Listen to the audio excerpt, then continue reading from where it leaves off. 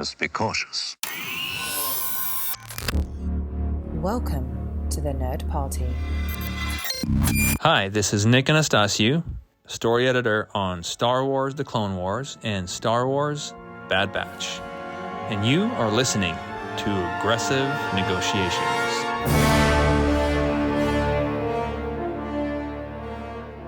Well, hello and welcome to Aggressive Negotiations, that wonderful little slice of Star Wars heaven coming at you from, well, we can't tell you where because we just found a secret compass and it's led us to a planet nobody's been to for a very long time. And I'm just one of your hosts here, Matthew Rushing, and with me, as he is always, Jedi Master Indiana Jones. Wait, your name is Indiana?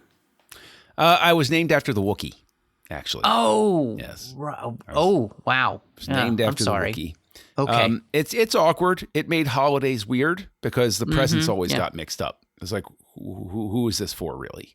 Yeah. So I mean, he knew when you got his satchel and you got his pants, which was which. So. Well, that's true. That's true. It was also, it was awkward because we had to share the special VR helmet every Life Day. Oh, yes, right. That was always a weird thing. It was a weird thing. Didn't feel right, but, you make allowances for... Yeah, I mean, sharing it, that's... Anyway, you can find us all over the place, wherever you're getting your podcasts and listening. Please do us a favor and subscribe, and that way you will get our episodes as soon as they drop.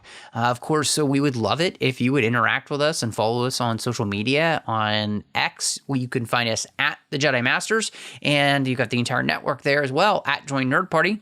We're on Instagram at The Nerd Party. We're at thenerdparty.com. You can also find us on Facebook at facebook.com/thenerdparty. And you can find all of the shows that we're doing, of course, at thenerdparty.com and see everything that's going on here at the network. But John, so we come to another episode off the heels of Faster. This one is Entombed. And this is, I would say, another lighthearted episode. In fact, much more lighthearted in some ways than the previous episode.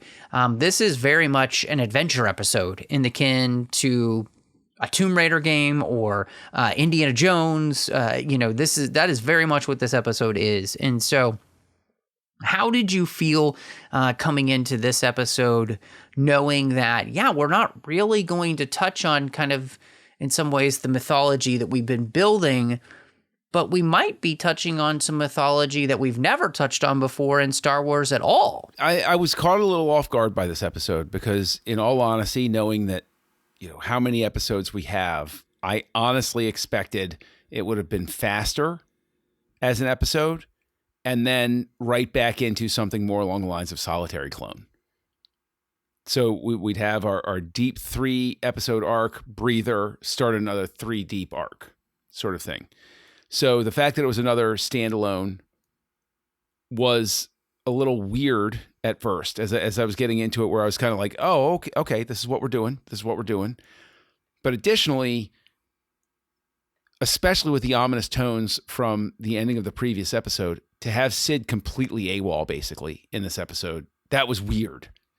That was one where I was like, wait, okay. Like to not even have her have like a major conversation with anybody at any point. It was an unexpected choice. Not saying it's a bad one. I'm just saying it was unexpected. And I think when the episode started working for me was when I realized, oh, this is to get Phee more airtime so that we get to know her. We had a whole season with Sid getting to know her. Now, obviously, Phee's going to become more important to the story. So we're giving ourselves a Phee episode, as it were. Yeah, I think as I'm thinking about this episode because of the rewatch, one of the things that really jumped out to me as well is that this is an episode that shows us how uncomfortable Hunter is with doing anything that doesn't have to do with missions. And I think it's interesting because we've already seen the way in which that's affected Omega. Right. We've seen how impressionable she is, and she has picked that up. Right. I mean, in the second episode of the season, she didn't really know what a toy was. This was something you would play with or just enjoy. for its own sake, and that didn't really have any, utility. And so I think by introducing Phee, have them going on a mission with her like this, you can see how impressionable Omega is. She's copying Fee's movements. She's really into this idea. But in some ways, this is giving Omega another taste of what the galaxy is like outside of the structure of the military, outside of the Empire in some ways, and what life was like for many people in the galaxy, during the time of the Republic. The idea of going treasure hunting is something that she would never have thought of, without Phee. And so I think this has a real impact then on her as a character and her development, her growth. And again, you see the juxtaposition between Phee and Hunter specifically, and the impact, again, that's having on Omega. And so there's just, I'm so fascinated with the way in which they are working in all of this character development in these episodes. And again, if you're paying attention closely, you can really see the work that they're doing, because it is not a throwaway episode. It's telling you a lot about these characters, and it's informing you then about kind of where their trajectory is going to be going. We're getting a taste of some of the things that Omega is going to be struggling with and kind of learning in this season, and it's going to come to a head later. And so I love that. And I think that you're right to point out about all this stuff with Phee and Hunter playing off of each other. Sid sees Hunter's desire to go on missions and turns it into, he's working for me.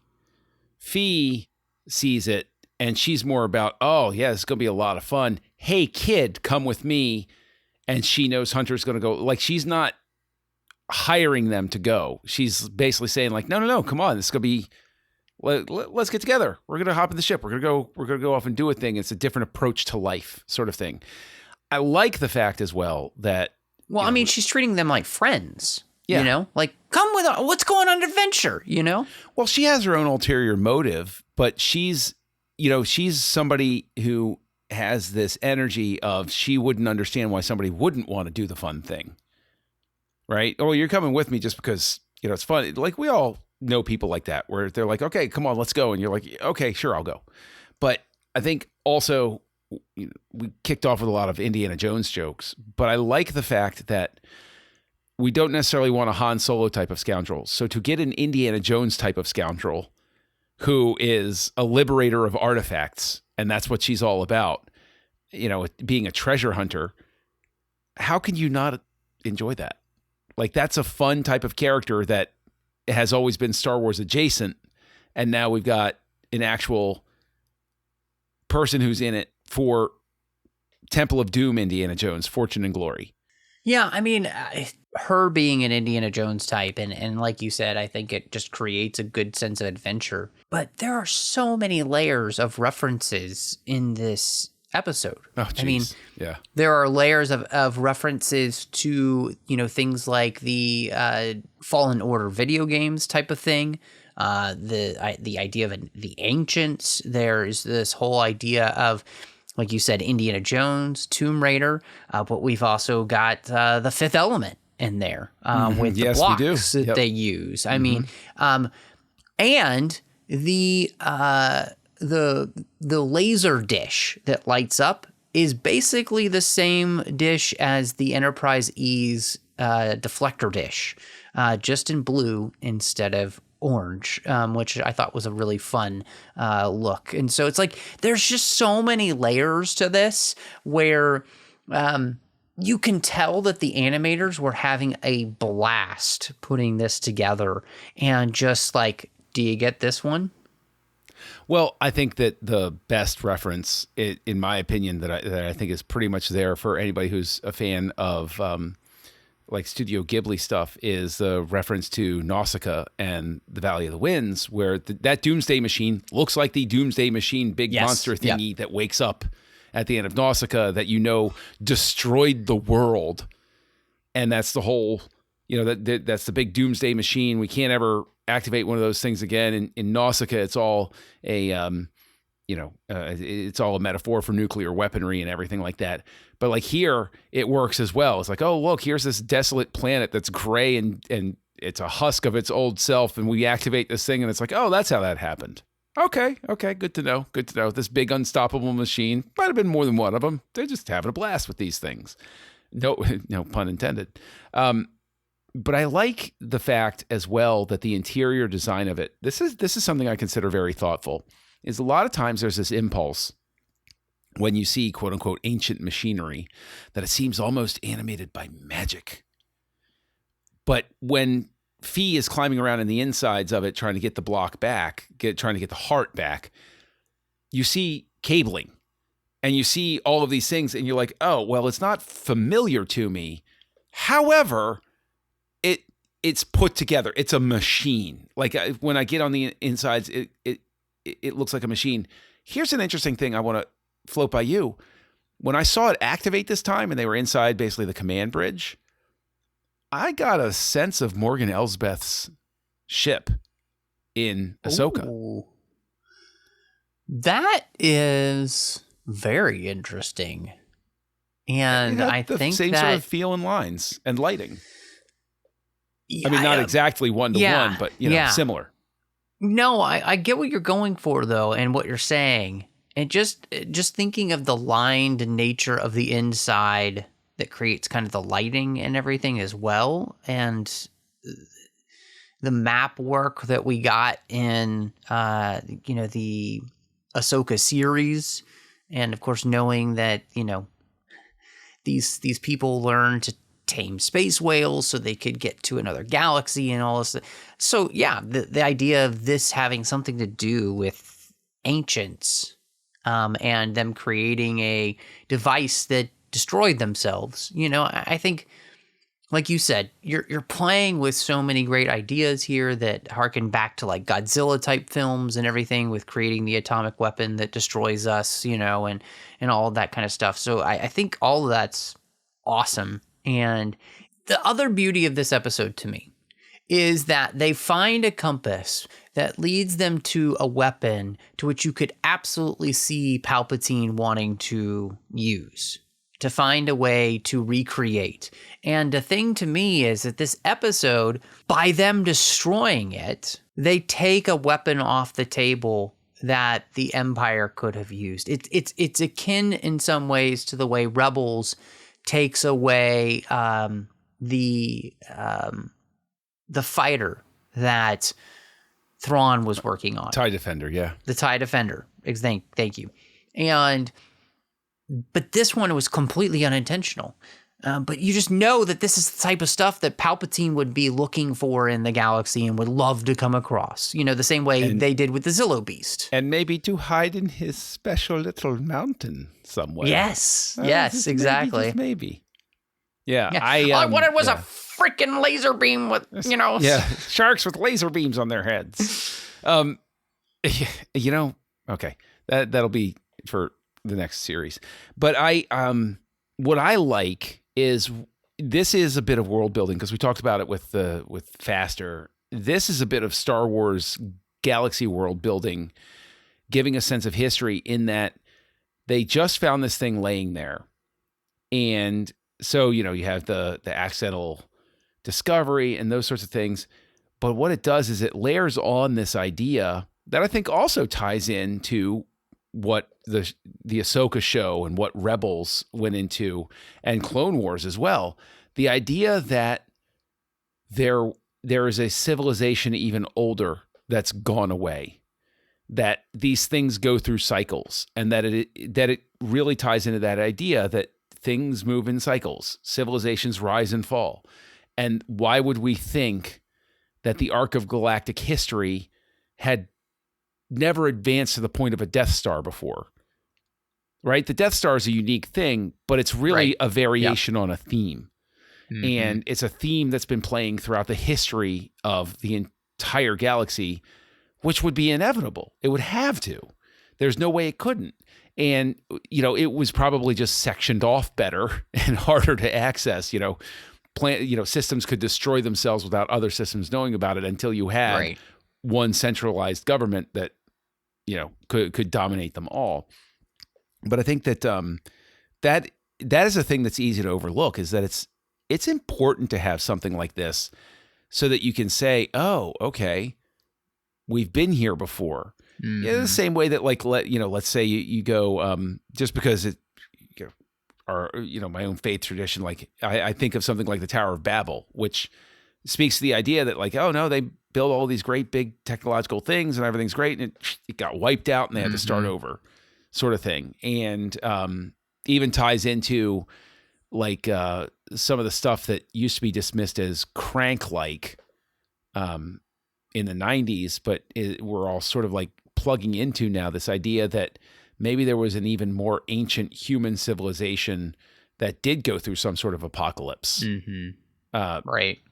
Well before, our modern civilization then picked up the baton of what was left and ran with it as best they could until eventually we got to this age and we'll wipe ourselves out again. And I know I'm rambling, but it's like just a tiny little episode like this then really opens up even more possibilities for me to interact with Star Wars on that sort of like intellectual gut level about what other stories are out there. Yeah.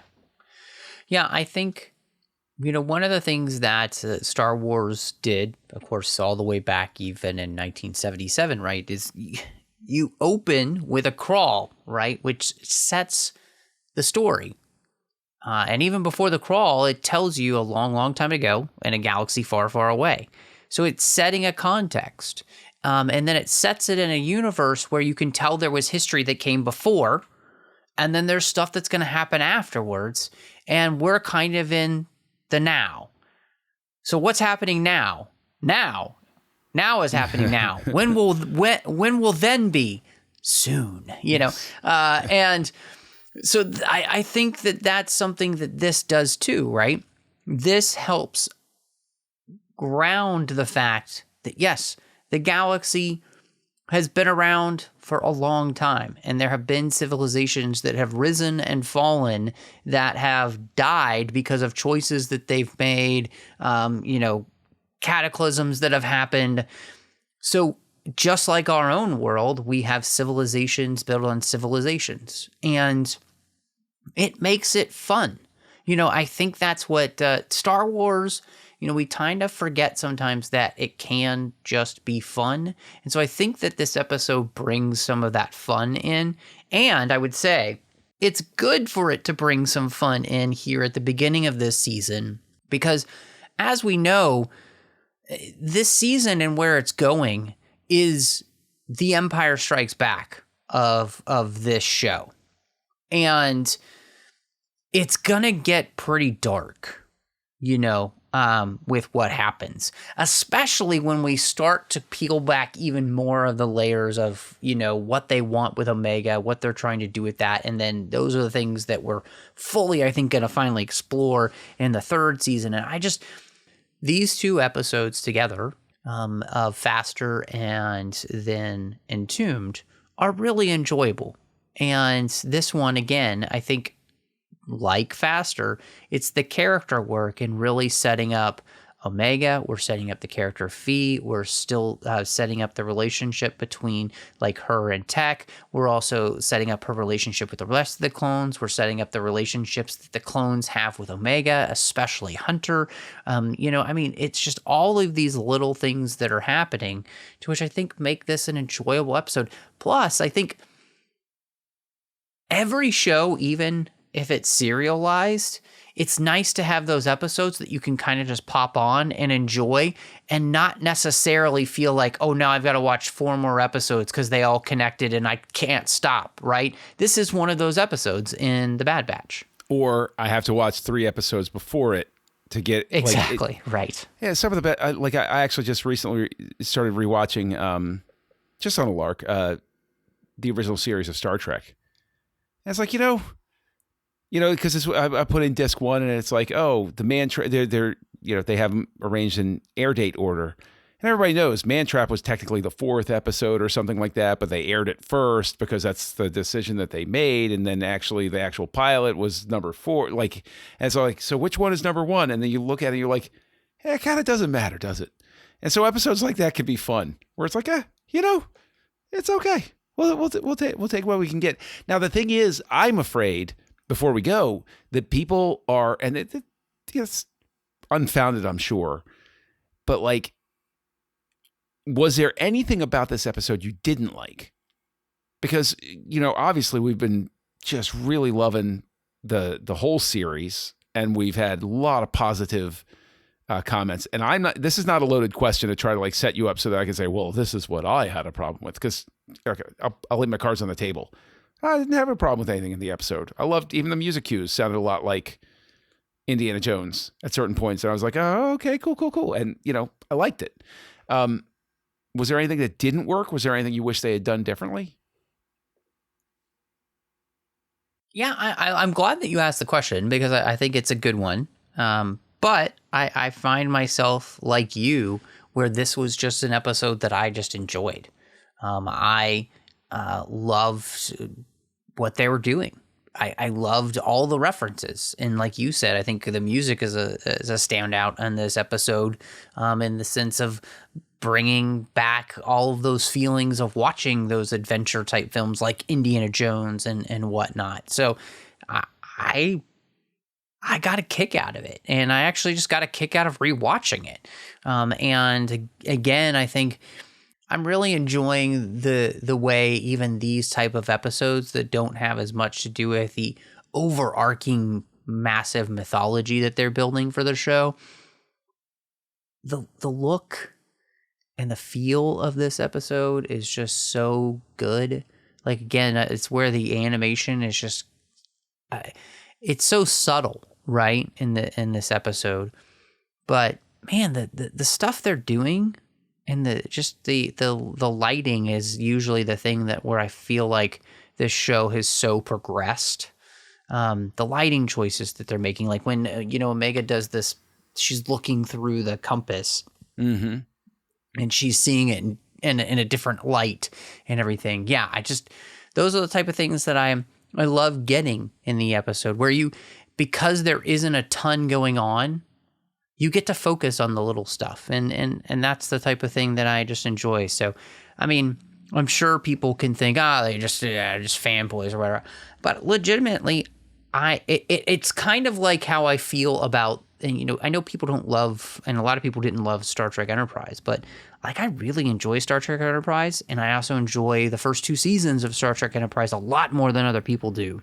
I feel like this is akin to that, where people just kind of like to be like, yeah, about it, but they don't really, and it's like, it just feels like they're doing that because it's not meeting their expectations more than it is about the actual episode itself. It's interesting you bring up Enterprise, because that's one where I was really hard on that series for the first couple of seasons. And then when I went back and I started rewatching, I was like, oh, no, this is actually pretty good. Kind of like this, kind of like what they're doing here. So I like that you brought that up. And I'd say that, Omega looking through the compass works a lot better than a mystery dagger that lines up with a, huge chunk of Death Star that shouldn't have survived. But if people want to connect with you out there in the wilds of the internet, looking for your own heart of the big monster machine that will broadcast all of the podcasts that you're on, where can they find you? Well, you can find me looking for the heart of the mountain, under the mountain with the dwarves and the hobbit, since that was another reference. Yes, it was. But you can also find me on social media under the name MattRushing02 here on the network, talking about the Harry Potter series, one chapter of the time, and Owl Post over on the TFM network. You can find me doing the 602 Club, where we're talking about all of those franchises we love outside of Star Trek, and John's a frequent guest there, so you'll want to check that out. Also find me doing Literary Treks, The Orb, Warp 5, The Artificial Tango, and Saddle Up. But John, when you're not trying to figure out what your next adventure is going to be, where can people find you? Oh, every day is an adventure with me. Join me, won't you? I'm Kessel Junkie out there. Every day's a new day. Oh, stop that. And aside from being Kessel Junkie online, you can find me on another show here on the Nerd Party Network called House Lights, where we look at the work of directors. And someday I'll talk them into doing the works of Neil Breen. And that will probably be the day that I finally ascend into heaven because I've made all of my dreams come true. And I co-host that with Tristan Riddell and Darren Moser. But I'll tell you what, so that I can go keep lobbying for Neil Breen to direct the next Star Wars movie after Jon Favreau, Matt, I think it's time to close these negotiations. Okay, somebody bring in the Wampa. Just let him have at it with John so we don't get that movie. Negotiations are closed. Join the revolution. Join the Nerd Party.